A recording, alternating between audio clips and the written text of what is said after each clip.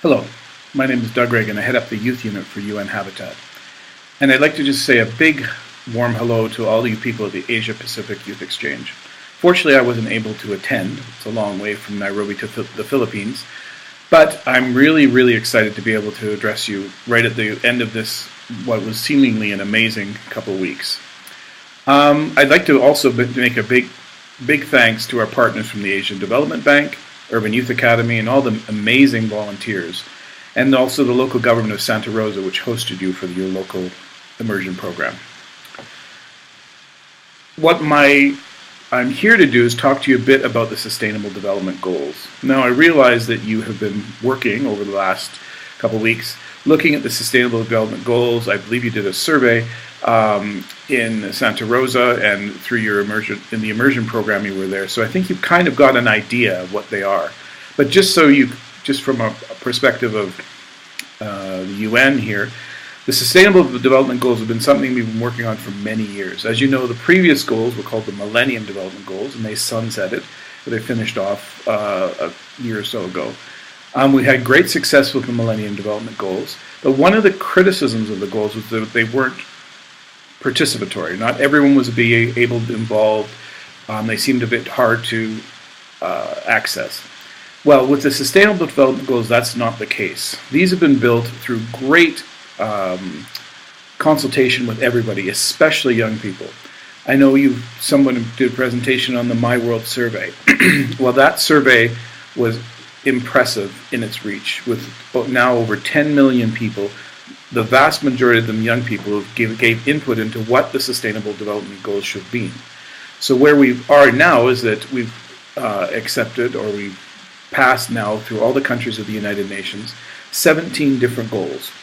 And these goals cover the whole range of how we live, how we can be better people, how we can be more sustainable, how we can be healthy for everyone in the world, not just those in the developed world, not just those in the developing world, but all peoples.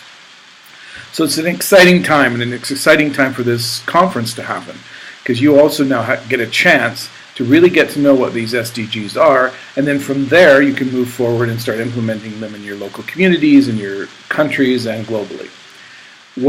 I can't go through all 17, obviously, that would take a little bit of time, so I'm going to pick a few goals that I think are really impacting young people, and goals that I think you can do something about.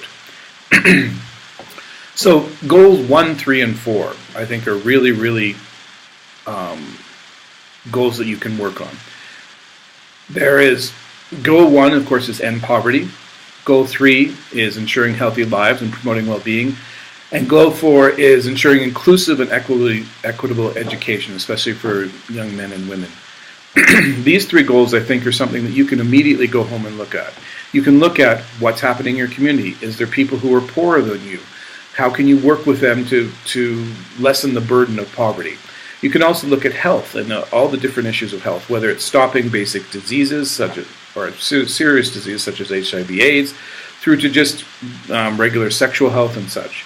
The third one, being inclusive education, is also critical, and for the My World survey was the #1 goal in the survey, identified by everybody, and especially by young people. Education is critical. You need to get out there. You need to somehow finish off your regular school, but as well look at taking training and other things which will allow you to lead healthy and productive lives that gives back to both your family but as well your community. So those goals 1, 3, and 4 I think are really important. Goal 5 is also very critical, the achieving of gender equality. As you know, as young people, it's sometimes very challenging to get things done. It's sometimes very challenging to be respected in your community. But it's even more challenging if you're a young woman. So oftentimes, I think we really need to look at our own personal actions and our own personal beliefs. Are we, as being treated, if you're a young woman, being treated equitably? Or if you're a young man, are you treating young women equitably? And working together closely between the two genders, between young men and women. I think that this is something that's a challenge all over the world. There's no one region of the world, no one culture, no whatever, that it's a challenge we all face and something that we have to work on.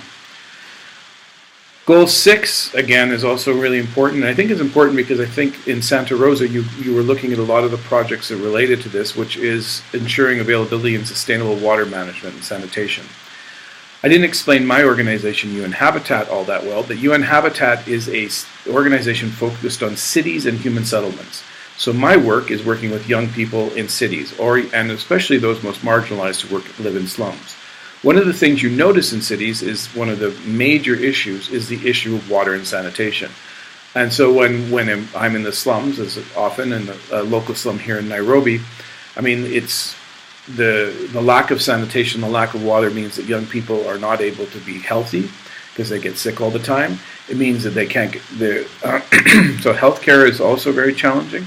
That means they can't go to school. That means that their public spaces are degraded. So, I mean, this is a really critical goal for us, especially at UN Habitat, but I think as well for you guys. Goal 11 is my favorite goal, and I'm going to leave it to last, and that's about cities and human settlements. I'm going to leave it to last because that's the goal that's UN Habitat's goal around cities, and as I mentioned, UN Habitat is focused on cities. Goal 12 and 13, ensuring sustainable consumption. I think 12 is really important in the sense of you look at how you as young people consume goods, whether that's what you purchase, how much you purchase and stuff. It's important to be sustainable in the society and not, I mean, we know that there's runaway rampant consumerism is a real problem. And so you as young people are oftentimes, and young people in general are oftentimes the people who do a lot of that consumption. So I think it's really important to look at what you consume. Another important goal, number 13, is climate change. And we as UN Habitat were very involved in the recent climate change conference in Paris. We worked both with the YMCA, the Camp Climate, as well as we worked with a group that had of young bloggers that put blogs and put newspaper reports in over 400 newspapers globally in six different languages. We think that climate change is critical, and again, young people are the first people that get impacted by climate change, and also the first that can stop it and work towards adoption of climate change mitigation as well as adapting to it. Last goal is linked. Goal 16 is linked to promoting peace and inclusive societies. And I think this is also really critical in light of what just happened at the UN Security Council. If you don't know the structure of the United Nations, the Security Council is the preeminent body within the UN. It's the most powerful. It has permanent Security Council members. When anything goes wrong in the world, it's the Security Council that answers. So what happened in the Security Council for the first time ever, specifically linked to Goal 16, was that young people were recognized as being able to bring about peace. It was called the Youth and Peace Builders Resolution, Security Council Resolution 2250. Look it up. It's really important. It's the most prominent resolution that's ever been passed within the UN system. And I think this resolution basically says that young people have a role in peace building, whether that's at a local level when conflicts happen, whether within your family or in between groups or in between cultural groups or in between communities, in between countries. For example, here in Nairobi, just north of us in Somalia, we're very involved in trying to bring about peace in a place such as Mogadishu, which is one of the most violent places in the world. And what we found is that young people play a critical role there. And so again, we would encourage you very strongly to look at what role you can play in peace at all levels. So let me go back, as I mentioned, to Goal 11, making cities and human settlements inclusive, safe, resilient, and sustainable. I mean, this Goal 11 is for us very important. The world is rapidly urbanizing. I mean, we're looking at the fact that in the next 10 or 20 years, there will be more and more young people, and especially young people in cities in Asia, Africa, and Latin America. In 2007, we went over the tipping point, and there was more than 50% of the world population then living in cities itself. So cities are important. The challenge, though, is that cities have been viewed generally in development terms is a place that is generally not a good place to go. It's not.